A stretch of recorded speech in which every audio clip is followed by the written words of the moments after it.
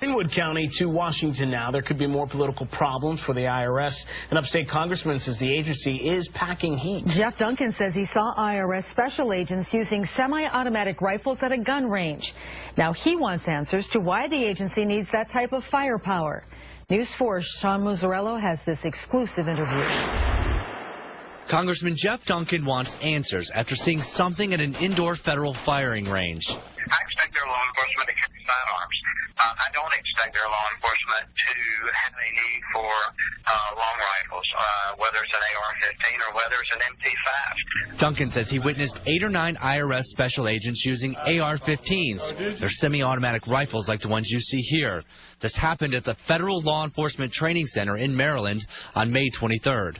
And so while we were sitting there, the gentleman told them to sling their weapons and load a 30-round magazine into the AR-15s that they were training with. The congressman announced on Twitter he's pressing the IRS for answers. His investigation just beginning. Why do IRS law enforcement agents standoff capability that you would have with a long rifle or a weapon similar to the AR-15?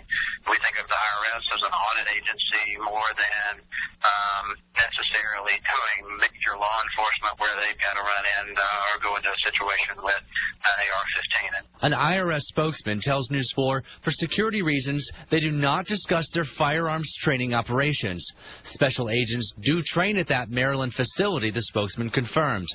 Duncan says the IRS does not need heavy fire capability with the FBI and other agencies at its disposal if a SWAT-type situation arises. High-powered rifle training should not be in the agency's budget right now, he says. I can't, in my mind, fathom a reason they would need that. Sean Mazzarello, WYFF News 4, Greenville.